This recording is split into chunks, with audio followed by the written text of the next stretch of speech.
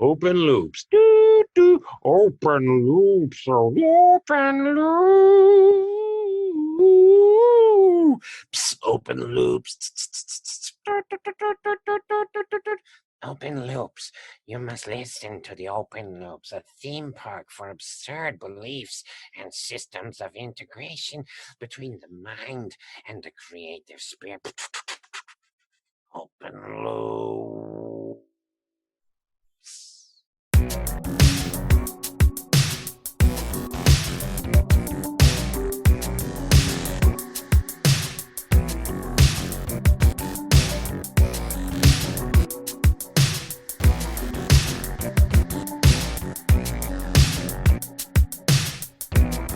Right, let's do it. Let's do it. Today on Open Loops, we have Larissa Mary Rex. She is a retired Army officer turned paranormal investigator, psychic medium, author, and CEO running large-scale haunted events. She's also the author of a very interesting titled book here, The Waldorf Effect, a paranormal research theory. I'm excited to talk to her about that, about her show 24 Hours in Hell, a paranormal journey through Hell House. There's a lot of interesting stuff here. Larissa, thanks so much for coming on the show. Thank you. Thanks for having me. Absolutely. Okay. So before we started rolling, we were getting into money in the paranormal field. Now, look, here's what I want to ask you. I want to ask you something because this is interesting. The idea of being it is interesting. I feel like you often don't see CEO with paranormal put together. It's like researchers, it's these authors on the side. It's people. I mean, maybe you could argue that somebody that I don't know, maybe the CEO of a radio station that puts on Coast to Coast is the closest thing I can think of. I mean, this is the big wigs. The History Channel, Discovery Channel. I mean, this is corporatized paranormal, but you found your way doing this. I mean, how does I'm very curious. Let's start here because I do want to get to the empire of the paranormal that you're building. I know you said it's not an empire, but just for the sake of anchoring this on something, tell me this: were you always destined to be in the paranormal? When did this start for you? Absolutely not. Okay, yeah, that's interesting too. Yeah. I have a business degree, and in the military, there's different grades of officers, and a company grade officer is what I actually retired as a captain. But in order to be promotable, you need a master's degree. Okay. So while I was in the military, I got a master's degree in business, thinking that at some point in time, I might use that kind of a degree if I ever got out of the military. When I got out of the military, I retired about an hour away from where I live now, maybe 2 hours, with my children. And I met my now husband.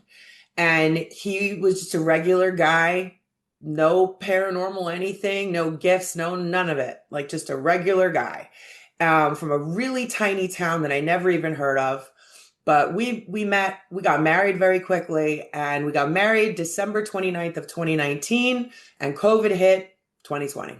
So right after COVID hit, we were trying to find common ground as newlyweds, trapped now in a house with children, just trying to navigate boredom. Now my husband works from home. I'm retired, so I already had income coming in. So for my birthday, which is in June 2020, he bought me an EVP recorder, like just a digital recorder, a K2, and I think something else. I can't remember. And, I had shared with him prior to marrying him that I have always had abilities. And there were a couple instances in the short time that we dated that I showed him, some things, or told him some things that I couldn't have. So he was very intrigued by that. And during COVID, he began to watch all of the shows. I don't watch the shows. A lot of the shows came out when, my generation was deploying, the early 2000s, right up until when I got out in 2017. So I really didn't watch the shows, but he went on a marathon and on a bender, and he got really interested in it. And so we went to a cemetery, which was the only thing that you could go to in 2020 that was technically still open. Yes. You know what I'm saying? And, Yes. started, just wanted to see, test my abilities and see if there was anything there. Now this is 6 years ago. Okay. Since then, we don't go near cemeteries. That was a lesson to be learned, and I don't recommend that to people. But Why is that? What the heck? What happened in that cemetery? so I ended up having somebody follow me from a cemetery to my house.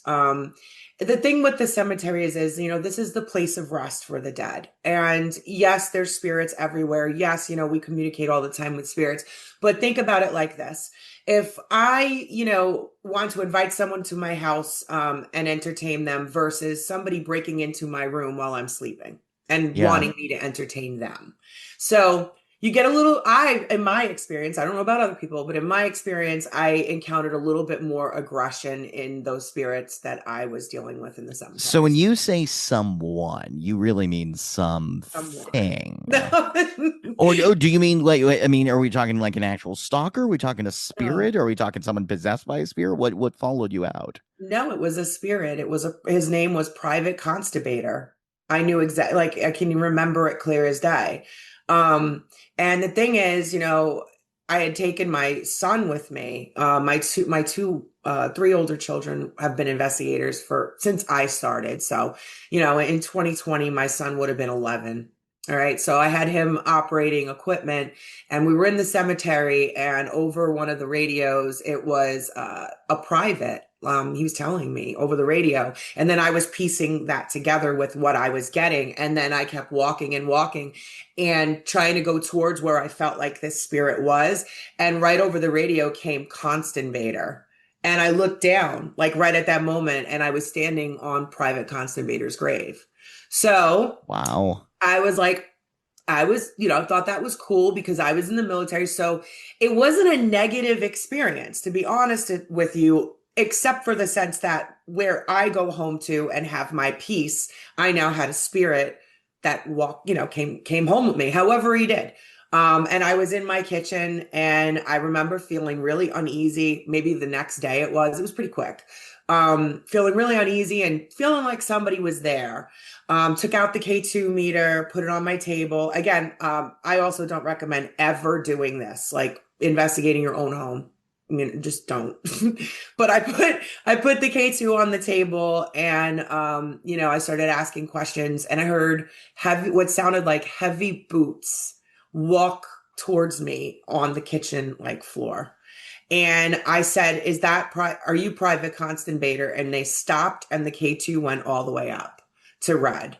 So at that point, I, had to communicate with this young private who died very young, and, tell them that they had to go back to where they came from. They couldn't stay where I was. And the problem that I think that they had, or that some spirits might have, or even some mediums, is they know you can communicate with them. And if they've been sitting around for 100 years in a cemetery and nobody else has ever come into Palmerton Cemetery trying to communicate, and now here comes this psychic medium who not only has tools, but is this bright light that they're attracted to because they know that I can see and hear and feel them.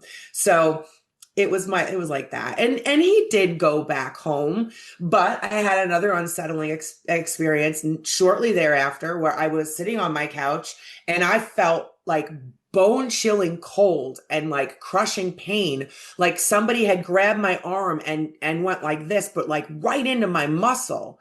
And I was watching TV with my kids and my husband, and we weren't doing anything paranormal. And I just jumped and cursed and jumped off the couch. And my husband was like, "What's wrong?" And I was like, "Somebody just grabbed me." And I ripped my shirt up and you could see the marks, like somebody had grabbed me at my bicep. So those two experiences, and then there were maybe like two or three more really creepy ones. And after that, I was like, yeah, it's not going to be cemeteries Uh, for me. I need to know what your kids think of you. What is Um, the are either you're the coolest mom ever, or what is going on? How does this go over in so PTO and I'm curious. So my oldest son is actually my stepson. But him and my daughter are about a year apart. So when we first started doing this in 2020, they were older teenagers. And Austin was very interested in it. I think it's a phase that most people go through. They're interested and Yeah. either they stay that way or they're like, yeah, did it, done it, done. I don't, my daughter, on the other hand, though, is the reason why I have this empire, as you call it. But she is also a psychic medium, and she went to work for the Waldorf as a makeup artist when she was 15 years old, which was the year that the year after all of this started. She was 15 in 2021. So she Wow. went to work at the Waldorf Estate of Fear, which was the set of Hell House. Now, my children are military brats. My husband is from the same place his whole life. So this town was new to me and my three young children, and I didn't know what the Waldorf Estate of Fear was. All I knew was I would jog because I exercised like a military thing. I would jog down Yes. the road and I would see this building to my left, and I would hear like I can hear what sounds like chatter or whispering sometimes. Or I would see something quick dart by the building, and I would make it a point to stay on the other side of the road. I didn't want to go near it. It made me uneasy. But now here, my daughter went to go work as a scare haunt actress doing makeup for Angie Moyer, who owns Waldorf. So my daughter was doing rehearsal, and she came home. And she said, "Mom, you should ask Angie if the team can go in there and investigate because it's definitely haunted." And I said, "Well, what makes you think it's haunted?" And she said, "Well, I've been touched. I see things, I hear things." Now, remember, she's also a medium. And she said, she's like, "And I get really uncomfortable in there. I've heard, she's heard her name called, like a couple different things." So I questioned her, to be honest with you. Like, I questioned the experience because when you're a young kid and you're in this old spooky building and you're sat alone in a space, you're rehearsing and you're by yourself, like up in the back corner in the pitch black as they're rehearsing the haunt, I would imagine your imagination can go a little wild. So I just wanted to make sure that it wasn't her imagination. And she was like, "No, Mom, I'm telling you, it is absolutely haunted." So we did contact Angie and she let us come in. It was lit from the second we went in there. It was like this place had been dormant for 150, 60 years, and they were like ready to go. Like, "Thank you for coming. We want to talk." Wow. Okay, Yeah. wait. So I want to go back for a second because you didn't necessarily know you'd get into the paranormal as an enterprise, but what you did say suggests that these experiences had been happening to you Oh yeah. forever. So tell me this. I mean, were your parents of this ilk, or what? Yeah, how did you discover what was the first time you had an experience that made you go, okay, something is different for me here? So my parents couldn't be more plain. Like, so you're in Brooklyn. I don't know if you're from there. Are you from Brooklyn? I'm originally from Massachusetts, but I've been living here almost, oh my gosh, I mean, many years, many Okay. 15, Okay. almost 15, yeah, about 15 years or so. Okay. So my mom's family were, immigrants from, Italy, and devout Catholics, super tight knit, Sunday dinners type of Brooklyn experience growing up. My dad was in the Mafia. He was active, like in prison, and no, nobody had the paranormal thing going on. I was that kid. I was the only girl out of five. And I was the second youngest. And I was that kid that would sleepwalk. I would tell my parents things that were weird, things that came true. I would dream things that came true. Um, there were a lot of things that happened that even they couldn't explain. But my dad, as strict and as much as whatever he was, he comes from, like, my grandmother. His mother was she was a carny. They were gypsies. So his mother would have been like the first link to me that had any kind of abilities. But I was raised with my mom's family. My dad's family was all down in Florida. So I didn't have exposure to that carny lifestyle where she was a reader. She was like the three-legged woman in some traveling circus at one point when she was That young. is awesome, Like, by the just way. crazy stuff, right? But I didn't learn all that until I was well into adulthood, right before she died. And she died before I went into the paranormal. So I really had no training, no nothing. And I just had experiences my whole life. And that was it. So wait a minute, your dad was in the mob. He was. Okay, I mean, well, you might have to do another episode now.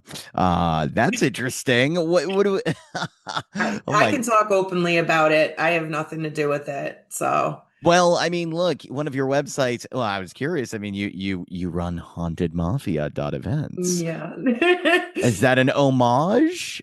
It was a joke. It was initially a joke based off of um, several years ago when I first came into this industry. It was not too unlike it is now. It was aggressive, it was volatile, it was drama ridden, and there were clicks and circles everywhere making sure that you stayed down.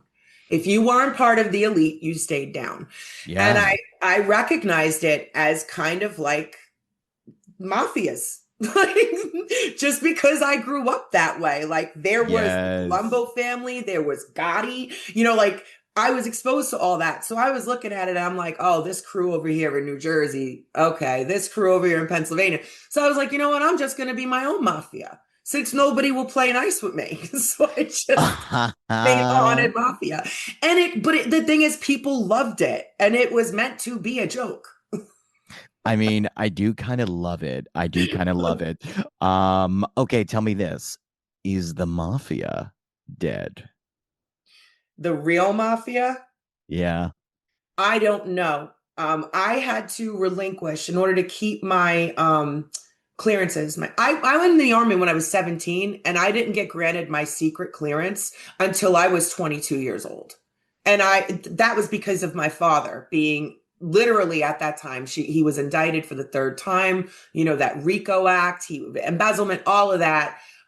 So I had to basically sign paperwork that I would have nothing to do with my father or any of his dealings, and it was a big mess. But Yeah, that seems like a lot. I didn't even think about, you want to serve your country, but you just happen to be related to yeah, somebody in that. I mean, that must be a lot to deal with. you can't even do jury duty if you have a link like that. So Yeah. yeah, of course the military, they're gonna. And so I went in at 17 under special operations. Back then, special operations had two fields that women could be in. It's a lot different now. But back then it was like 1% of females were selected to do those jobs, but you had to have a clearance. And I was denied a clearance from day one. They gave me what was called an interim clearance, and followed me very closely to the point where when I was serving in 2001, I was still enlisted and I was serving down in Pensacola, Florida. And my father was arrested for the final time. And that S2 section, the intel section in my unit received a fax with the front page of the Daily News and the article and the New York Times and the Post. And they called me in and they were like, we have to, you can't be dealing with any of this top secret stuff or secret stuff. Like, you have to go work in another section until this gets sorted out. What? Okay, so for the record, if somebody signs up for one of your conventions, they're going to be a speaker, but all of a sudden they drop out last minute and they're showing up at the rival convention across town. What do you do to them? Is there business there that needs to get settled? I mean, what's going on? No. Then I'll be honest with you.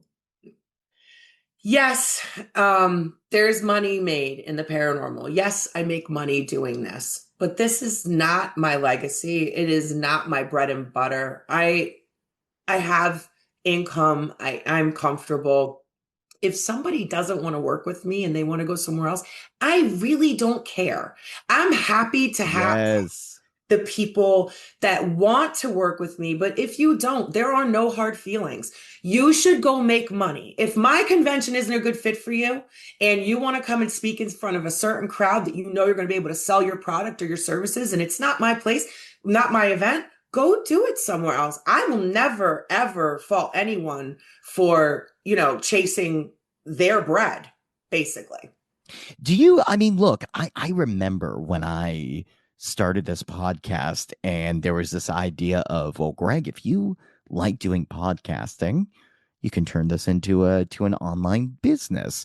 And I was very much into the game of trying to figure out niching. And people have said, oh my gosh, Greg, you talk about so many things in this show, there's no niche whatsoever. And I started sitting around and going, oh my gosh, everybody that signs up for these how to run an online business or how to monetize your podcast courses, it's all about you have to have a service you're providing people, and being in entertainment, it's a lot harder. Mhm. I started to get the impression that there really wasn't a lot in the world of paranormal content. And by the way, I actually think this is a lot different now, looking at YouTube and TikTok and the way the influencer has evolved into being an educator as well as an entertainer, which I know you definitely delve into. Curious about that as well. But do you think, I mean, is so in your opinion, is if someone goes to someone and says, I want to grow up and be in paranormal research, would you say that is an economically fragile position for that person to be in? What's your take?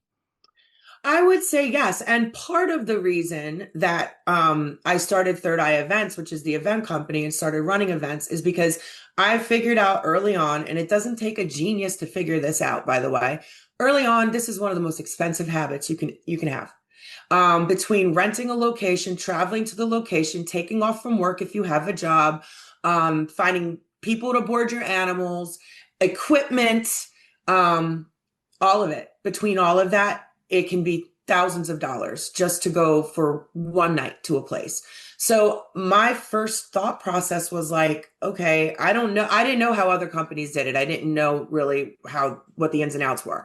But I just looked at the demand and I was like, okay, well, what if I open up this location and my team goes and investigates, but I charge tickets for other people to join us? We could cut the costs of what it costs to go there. And then everyone's happy. In a sense, everyone's happy because those people don't have the extraordinary money either for, just to have it on a private.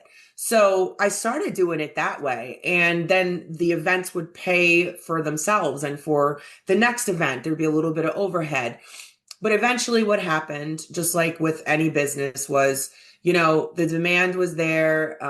We were able to, run this, but now we had marketing costs. We had website costs. We Right. had, right. So now we had extensive overhead. Now it went from your spot for my team and my company. Now it went from, hey, lead investigator, you're getting paid by having a free spot at this investigation, even though you're running a tour for me. It went from that mindset to, okay, I got to pay these people and let them know they're appreciated and, for running this tour for me. So the cost just became exponential. So I changed it up and started to reinvest the money, like every event, into the next event, hired some people to help out. And then eventually it just grew into what it is. And now it's evolving even further. Again, this is my 6th year. Now it's evolving into the convention space.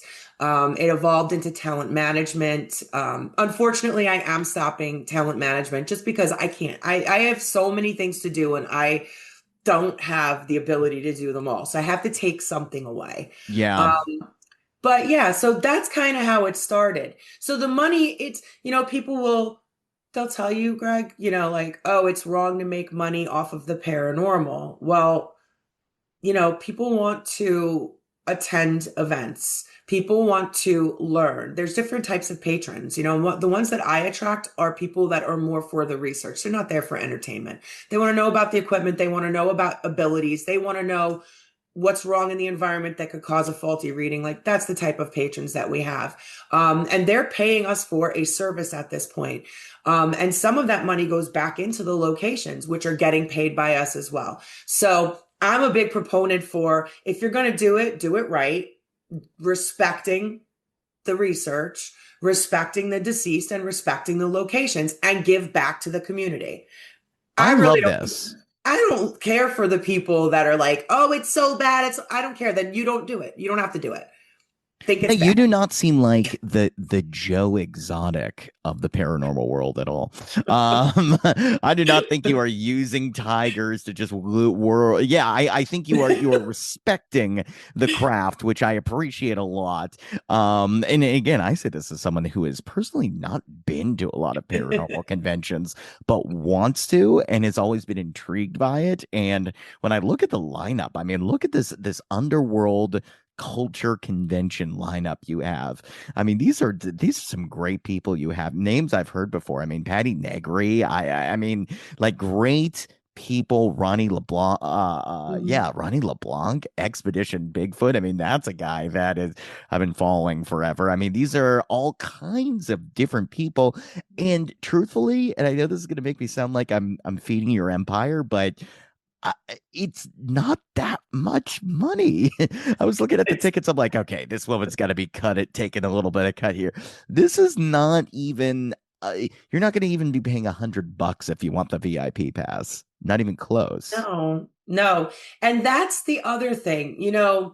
I learned years ago. And again, I'm going to be fully transparent because I just want to make sure that like how the journey, evolved. In the beginning, I would see people on banners, and I absolutely 100% wanted to be one of those people. I didn't know any better. I just thought it was so cool. Oh my God, look at this person on a banner. And then as time went on, I ended up being on a banner or two, and then eventually on a bunch of banners. And I realized the same people were always on these banners. And there was like this huge, vast wealth of knowledge out there for these people that nobody knew, just like me. Nobody even still now knows who I am, and knew even less 3 years ago. But I had so much knowledge that I could give. So I changed it up. And I was like, I'm going to build a convention that's going to feature people that are not necessarily so well known, but they'll be able to give intellectual panels to people. So again, attracting not only the people that want to see Tyler Mane, the entertainers, the horror side, but people that are interested in the research, in the theories, in the pioneers, in the innovations. That's what that was about. And that's why there's so many mixed up people on that flyer. But also because, I was very careful on who I brought in and the types of crowds that they're going to attract. The cost is not so high that I need to drive this up. It really is about making sure that not only do the patrons get, what they want, but the vendors get what they want as well. And that's something that you don't always see. A lot of first-year conventions don't have a lot of foot traffic, and the vendors get, upset. They don't tell you, but you know that they do because they've put money out and they don't get anything. The only way that you're going to be able to really make sure that everyone's taken care of is to keep your costs down. So that's why it's so cheap. Yeah, no, I mean, it's well, I hope people do support the cause, because it's very cool what you've rounded up here. What's also interesting to me about this, and and really, I do want to talk about your research too, but now that we're on this topic, I mean, I'm curious if there is do you find that there are overlaps between people that are into haunting content for entertainment and maybe horror, and people that actually believe it's real? How does that all come together in these conventions? Because usually people try to separate a horror convention from a paranormal convention. They all overlap in one way or another. The People who like horror like the paranormal because they like to be scared. The people who like the paranormal don't necessarily always like horror. I fall into that category. I'm not a horror buff. I'm a paranormal person. Like if you're gonna do like I like The Exorcist, like you know what I mean, like the classics. Yes. But the horror movies I like are paranormally based. I don't like Michael Myers, slashers, like that's not my thing. So I think that you have that in those crowds. But then you also have horror people and paranormal people who do like each other, like no matter what it is. So there's a lot of overlap. Sci-fi, there's overlap. Urban exploration, there's overlap. Cryptid obviously could fall into, Yes. right? So that's what the underworld is about, right? It's about all of the genres, and there really is something there for everybody. Have any of these actors ever come to you and been like, whoa, okay, I thought we were just pretending. Why do these people think this is real? What is going No. on? Okay, so the actors are Oh. they're respectful. They believe, or at least they'll. I mean, it is kind of. I look, if I was an actor in something, and I had probably would have studied the paranormal in order to get in the role. Certainly, I think about that with The Conjuring. If I was playing one of the lead characters, Ed Warren, I probably would have done a lot of reading into it and then go to a conference with all these people. Maybe it's interesting to meet people who've had these experiences. I'm not sure. Sometimes though, I could see some of these guys being like, I never want to hear about Annabelle ever again. So it could vary. That said, bias, if they're going to your conference, I'm assuming they're somewhat intrigued by this topic. They know what they're getting into. Yeah, absolutely. Have you okay, let me ask you this. Researcher. Researcher. You have this book, The Waldorf Effect, a paranormal research theory.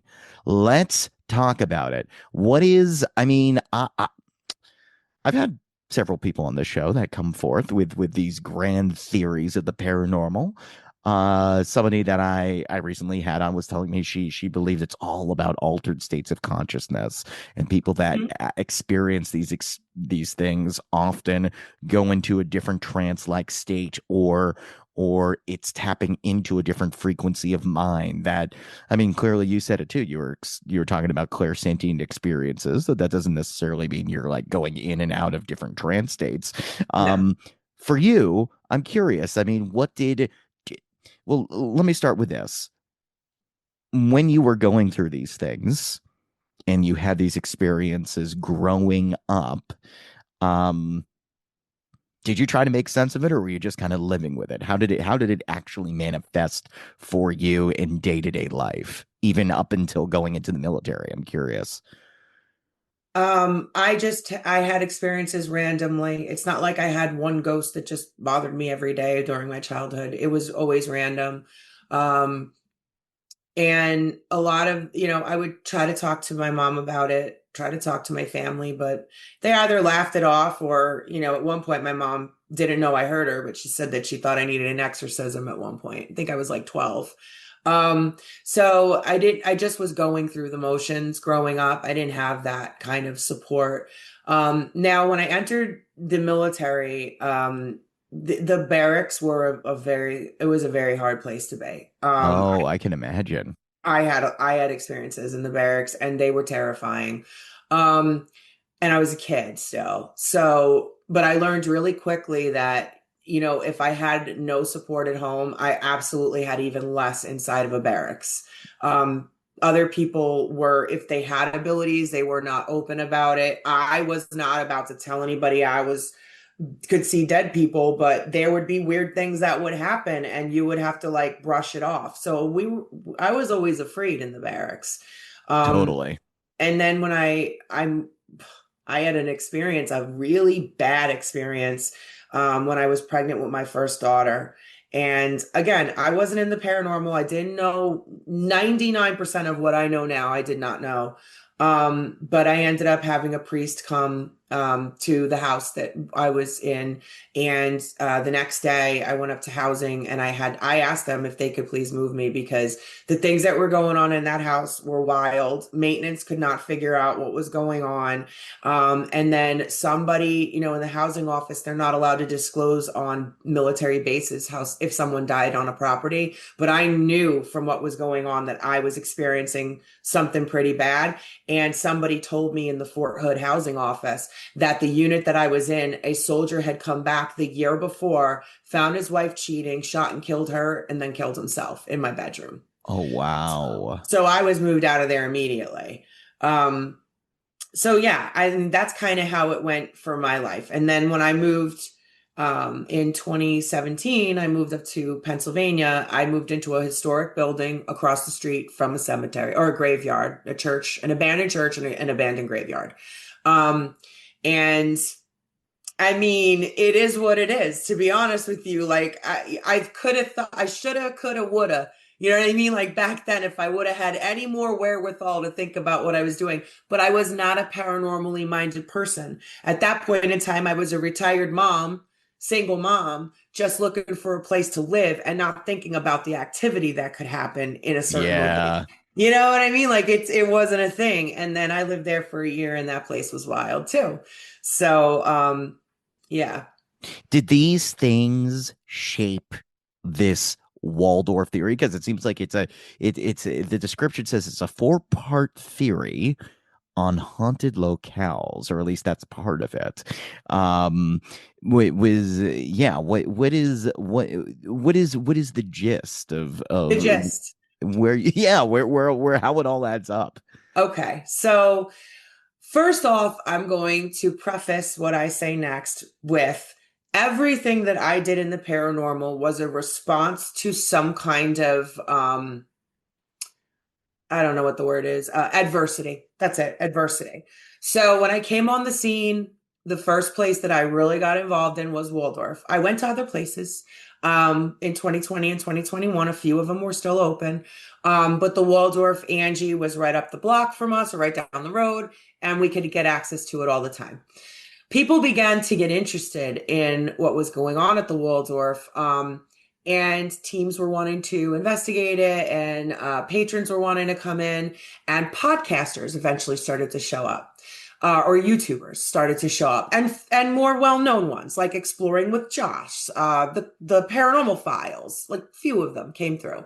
During that time frame, I would go on camera, and I would talk about the spirits that were there, and the amount of just attacks that would come from random people in the community because you can't say you're a medium.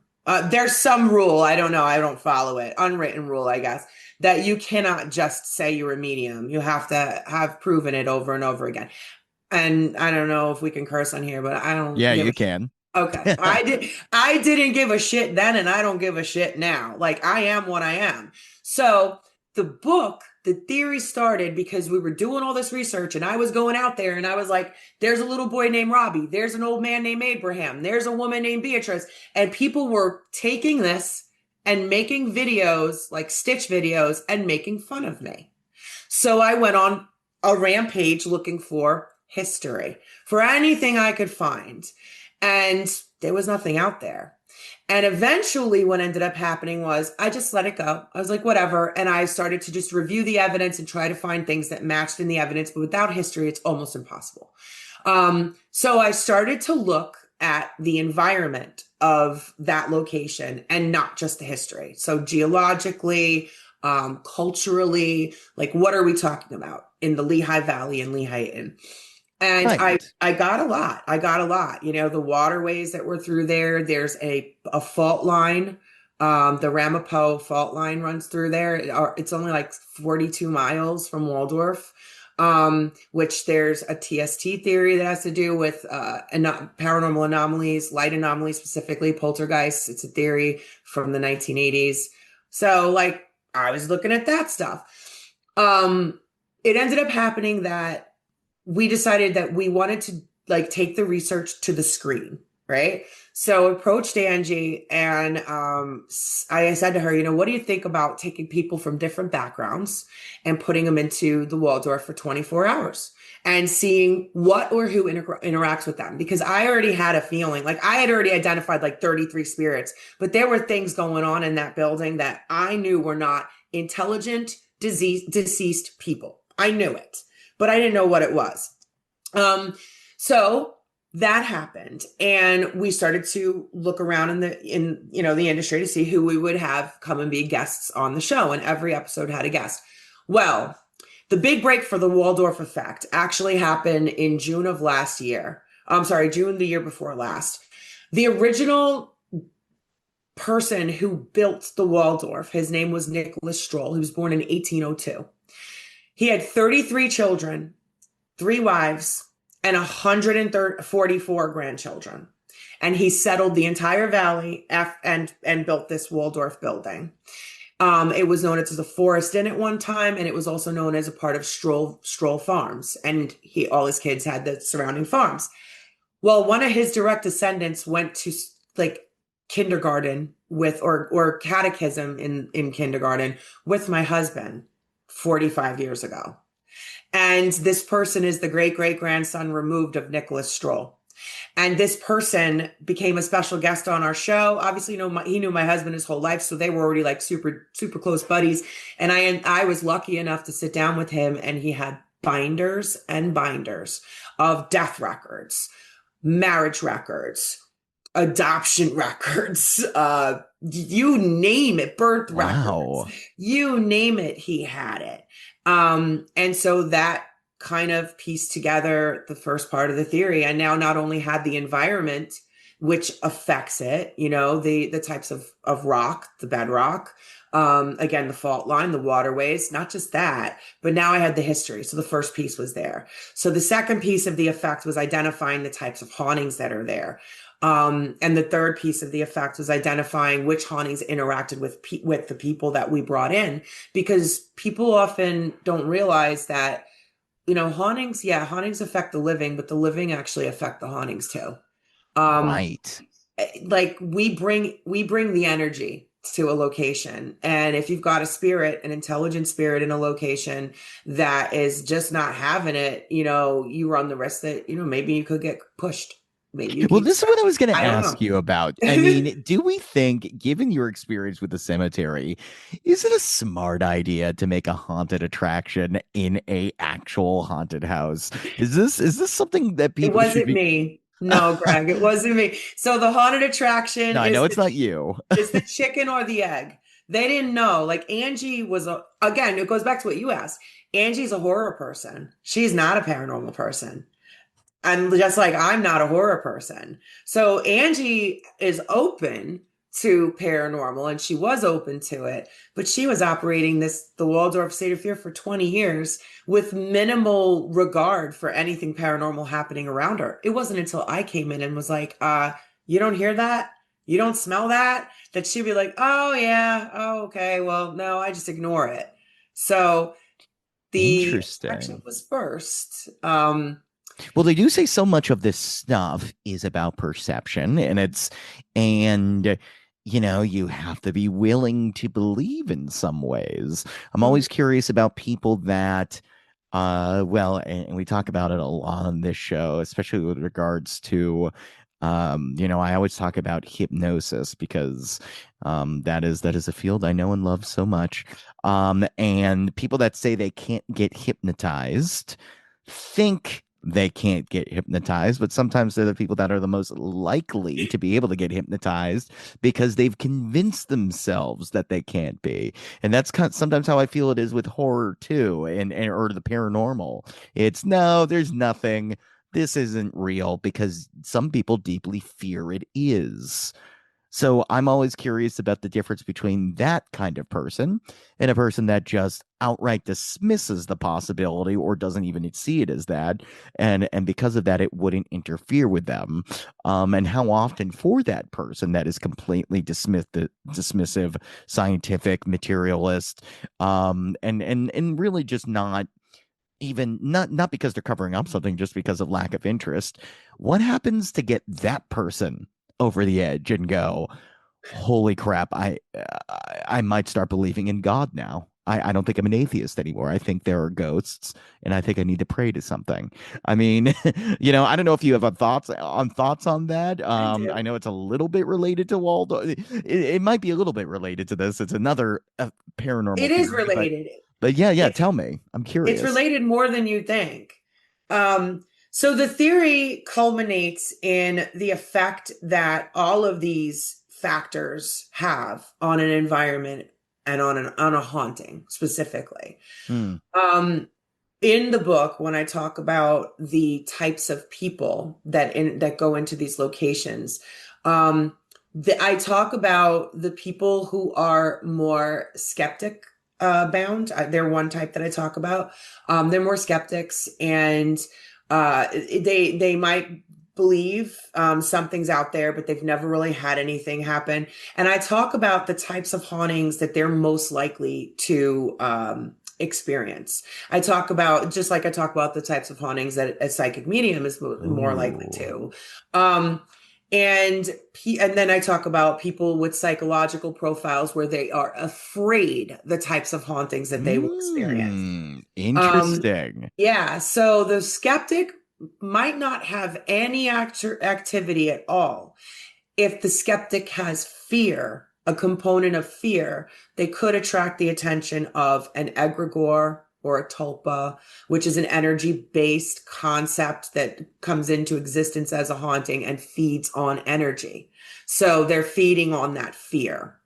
Um, if the skeptic lacks the fear, and doesn't recognize the symptoms of the haunting around them, the energy is usually not spent by the intelligent spirits on trying to convince that person.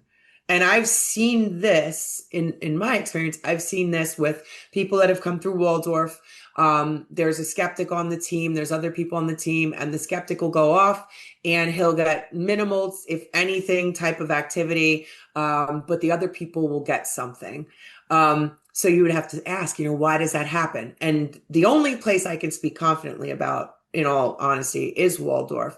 And I can say in the Waldorf, it's because there's a lot of different spirits there. And if you're not paying, they don't need you to pay attention to them. So they'll just go bother the next person.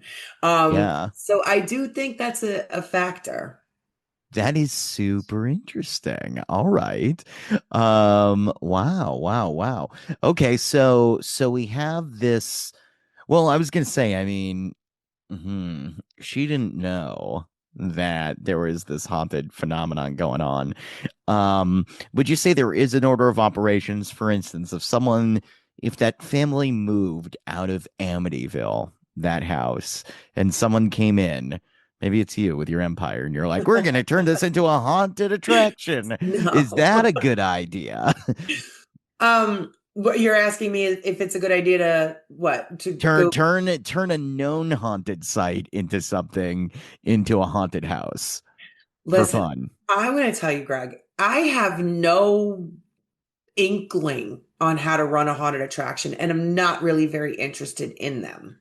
Um, I am really more geared towards the paranormal. Now, I love Angie's attraction at Waldorf because she's brilliant. She's artistic. Like, she's got the things I don't have to be able to do that every year. Right. But no, I would never go into a place. First of all, I would find it disrespectful personally. For me as a person, I would not go to a place where a family was massacred in such a horrific way and make an attraction out of it. I would not. Um, but I can't speak for other people and for what they do, but I know where my moral compass points. And there's nothing to me honorable about making money off of a tragedy like that, no matter how long ago it was. I don't know that there were tragedies or things like that inside of Waldorf, but I don't know if there were murders. But I do know that there were, the Lenny Lenape did have a lot of skirmishes with the settlers and the Stroll family. And that's the reason why Trevor, the family member, has all of these documents because the government back then was creating treatises between the Lenni Lenape and the settlers, and they were not being honored, and the government was going back on its word. So because Nicholas Stroll's family, they were actually very like well regaled and loved, and they made it a point to become their own historians and to document history the way that it actually happened and pass it down through the generations to Trevor.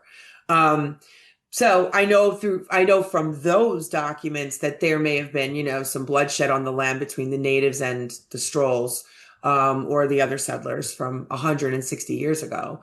But I wouldn't, I don't know if there was an actual family massacred, in the 70s, like Amityville, like in such a horrific way on that property. That It makes has, sense. you know. Yeah. Let me ask you this. I mean, in your book, you have chapters on poltergeists and I mean, you said egregores before, portals, shadow people. Have you experienced any or all of these phenomena yourself? Have you ever gone through or seen a portal? I'm always curious about that. So I don't know what to think of portals. Like, I'm gonna be transparent. I love it. Like Yes. I don't know if I've ever experienced a portal. Like, because at one point, I swear to you, at one point, there was so much foot traffic, deceased foot traffic going through the Waldorf that all I could think of was like, either these spirits are here all the time and we don't know about them, like they're just popping up now to say hi after 2 years, or there's portals and they're coming through the portals. So I don't know. And I'll never be able to really sufficiently explain whether that's a thing or not. As far as shadow people go, though, I don't play with that. That is a personal thing that I've experienced since a child. They're real. I don't care what anybody tells me. I don't need the Waldorf to prove that they're real. I've seen them as young as a toddler, and they can be dangerous, and I don't mess with them. What exactly is a shadow person for people that aren't familiar? So there are different theories across different cultures. I've seen some cultures say that they're even jinn. Other cultures say that they're guardians of the dead. They show up as shadows usually, or is it? They're void. They're void of mass, but they're blacker than night. Whoa. So, and they can be shaped as a figure with a hood. They can be shaped as a tall, slender male. I've seen a hat man, like I didn't even know hat man was a thing. I didn't even know it was a thing. And we got a picture of a shadow leaning with a top hat on, and it's pure black, and there's nobody up. Like there was nobody there. So like, yeah, I don't mess with the shadows. But they're real. I believe in them. Oh, wow.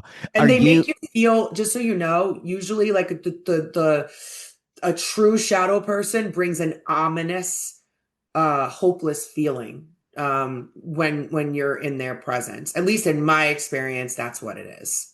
That's very interesting. With your Waldorf effect theory, I mean, I know this book came out in September, so relatively new, and you're doing a tour. And it's actually, I know you said that Haunted Mafia was a joke, but you are definitely giving haunted mob boss vibes on your picture on this book tour. I don't know if that's deliberate, but it's pretty awesome. That's the Brooklyn, Greg. Yes, that is so. It's the most Brooklyn. It's like, yo, you want to talk haunted? I'll talk haunted. Yes, it's amazing. But have you talked to other people that have validated or want to expand on this theory? Have you gone cross-referenced other cases? I mean, where do you want this contribution to go in the greater paranormal world? So, just like any theory, there are holes in this theory. Okay, I'll never sit here and preach to anybody that I am 100% correct. It's a freaking theory. That's the point. Paranormal science is Science is proven with fact, okay? The paranormal is pseudoscience. We have yet to prove it exists. So this theory, I would love to continue to develop it. And the only way I think you can fairly do that, and for anyone out there that would want to expand on it, you need to have substantial visits to the same location, different days, different times of the year with different groups of people. You need to do, you need to do due diligence. And like with Waldorf, I had 4 years under my belt before that book came out. 4 years of investigations. I can't count how many we've had. And that includes events and privates. To answer your question, there are two other locations, and I will tell you what they are. The Grand Midway in Winburn and Wilson Castle up in Proctor. Those two locations I have been to this, not the same amount of time, Waldorf, but substantial amounts of time. Wilson Castle in total, including private rentals, back in 2021, been there at least 8 times. Grand Midway, at least 8 times. So I have enough, I think, to be able to go back. And the way I write the book is I go back and I listen to the evidence. I listen to EVPs. I watch footage. All of that. And I pick out, what I think is haunting the location. And I build the theory from what's the history of Winburn, Pennsylvania, or Proctor, Vermont? What's the geological composition? Is it limestone in the bedrock? Is there water running underneath? Waldorf has quartz quarries running underneath them. Quartz is, first of all, people always get this wrong, but quartz is a mineral, not a rock. And it's a highly metaphysical mineral because of the prisms that are inside of the crystal that give it its shine, the angular nature of the crystal. That's where it's said to have the power, like the metaphysical power. Is that under Wilson Castle? I don't know. So to answer your question in a nutshell, yes, I will do follow-up books, but it takes a lot to do them. And it took 3 or 4 years to write Waldorf. It's good though. I appreciate the integrity of the research. I think it's important to take your time, make sure you have something substantive to say. I guess I want to ask this. Is there something you are hoping to find in your research? Do you want to experience a poltergeist? Do you want to see a ghost fully appear? But maybe you have already. I don't know. Is there something you haven't found yet in your investigation that you go, you know what? This is the haunting that proved to me that this is real. So the only validation that I really ever sought was knowing that I wasn't crazy. Okay?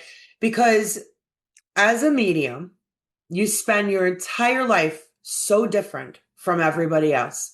The things you hear, the things you taste, smell, your whole concept of the environment is amplified beyond what a layperson can understand.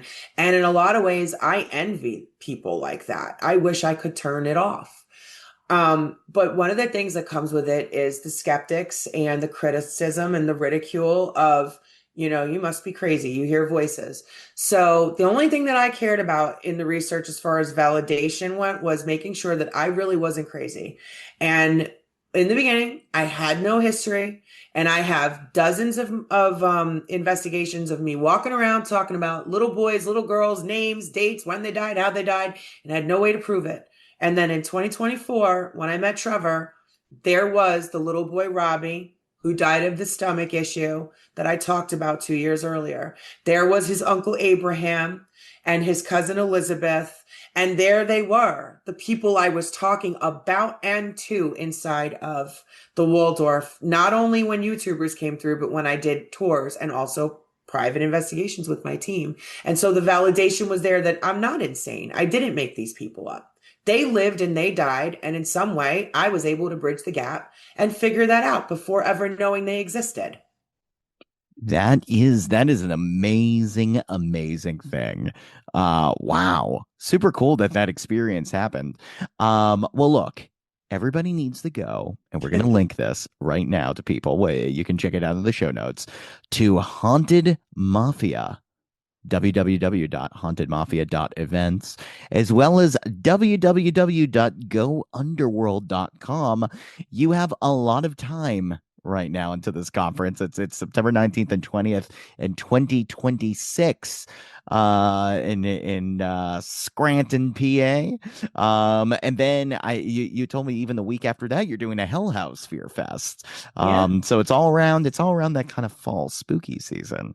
Yes. And then Phantom World after that. Do you take time? Is the spring, summertime? Now we're in winter. Is this the planning period? Or are you doing other things? Are you investigating during these off I times? so you haven't been to the website. I guess Oh yeah, no. I'm ignorant. I'm It's ignorant. okay. No, so after a while, just like with any business, you have to keep rebranding, you have to keep growing, or it's gonna die off. And unfortunately for Third Eye, we've kind of saturated the market saturated. We've kind of saturated the locations that we've been to. So I just rebranded and in 2027, well, the rest of 2026, I have a series called Dine with the Dead.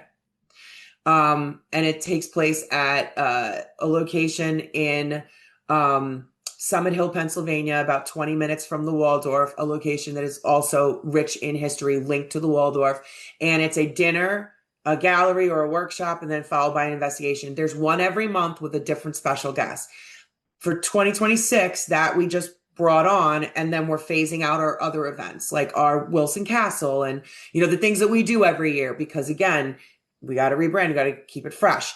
2027 is going to be Dine with the Dead, not only at Summit Hill, but we're going to add on 3 more locations, and you can rotate to each of them. May even offer annual passes to these types of to the Dine with the Dead series, and you can pick which ones you go to. But yeah, we rebranded. So 2026 is going to be the year of phasing out TMS, phasing out the events that we've been doing that we know and love and appreciate, but we've got to keep this fresh if we want to keep our business going. And a couple of conventions are launched. 2027, we're hoping it will be conventions and Dine with the Dead, and that's it. I Right. am Yeah, tired. you have so many things. You're now I'm on this website and forgive my ignorance. I do remember going Okay. to this earlier and seeing all these posters and being like, holy do you have a theme park? Because you have so many names of different cool things. What is going on here? Yeah, it does seem like you're doing something every weekend. Yeah, What and I'm tired. Oh my gosh, I know. And even when you said when I asked you, you were like, Greg, people get mad because I sometimes I'm not able to make their podcast recording when I said they would, but I'll try to do it for you. I'm grateful you have. I'm very grateful you Yeah. have, Larissa. Oh, Um, thank you. Thank you. I'm terrible. Listen, I'm being honest with you. I am terrible with remembering. If you did not say something to me this morning, we would not be having this who keeps conversation. your schedule? Who's in charge of? Me. Oh my gosh. Yeah. All Me, right. but I have 4 children and 2 are still at home. So, there's no, and I live, okay, you're in Brooklyn, so you're lucky in the sense of you probably aren't getting slammed with the Ice Kingdom Oh snowfall. yeah, yeah, yeah, yeah. Okay? Like I have to have groceries delivered at the top of my hill or they'll slide down and crash into my tree line. True story, happened 2 weeks ago. Oh So my gosh. like, yeah, I have a lot going on, so I forget a lot of things. Wow. Well, but you have several chances to meet Larissa and remind her of things on her calendar because of how many events she does. At www.hauntedmafia.events, www.gounderworld.com, as well as pick up the book, The Waldorf Effect, a paranormal research theory, as well as check out. Now, wait, show or movie here? 24 Hours in Hell. Oh, so real quick, 24 Hours in Hell is a series. Okay, I thought so. But I will give you some info on that because it's interesting. So the show originally was being edited by us. We had 2 episodes complete, and then 2 were kind of being finalized and needed some editing and whatnot. And then we, just like with every TV show, I'm telling you, there were issues, and the cast fell apart, crew fell apart, and the Oh editing no. the editing ceased. But Angie being the person who was the set designer and one of the producers for Hell House and having, experience in the industry, she reached out, or Stephen Cognetti, who made Hell House, reached out to Angie, or vice versa. I'm not sure. And Angie gave him the first and second episodes, and he absolutely loved it. And the understanding I have is that he took it to the president of Terror Films, and Terror Films loved it. And then they went to Shudder, and Shudder loved it. And then before I knew it, I blinked, and all of our footage is now sent to California on a hard drive as of last month, with a release date for September. They're going to make possibly 2 seasons, definitely 1, out of all of this footage, and our evidence review, because our team still has to review for them. They don't know what stuff is, but they're going to make the series. Terror Films owns it. It's going to air for 7 years. Their contract was signed. 7 years globally on every major platform. Congratulations. That's amazing. Thank you. And she says she doesn't have an empire. Please. It's not my empire. Waldorf and Terror Films are the 2 that made the deal for the TV. I know. You're very humble. I appreciate it. I appreciate that about you. But you're doing so many cool things. I love these events. I hope to come out to some. This is super cool. Yes. Such an interesting conversation. Larissa Rex. Thank you. The head of the Haunted Mafia. Don't mess with her. Thank you so much again for coming on the show. Such a great time. Thank you, Greg. Absolutely.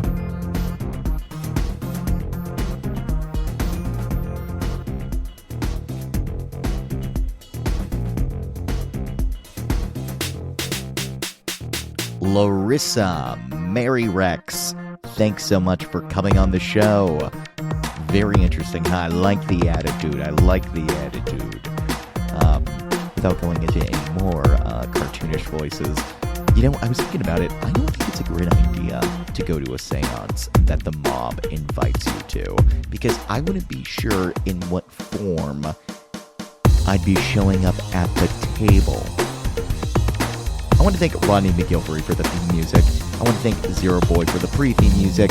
If you like the show, please follow, rate it 5 stars, leave a review, use ChatGPT and write the most outrageous thing you can with AI. I'm telling you, the weirder, the better. I don't even care. I love it. But actually, I do want to hear human voices too. Because, well, you listen to me, so I swear I can listen to you too. I can listen. Do a podcast. I'll listen to it. Love you.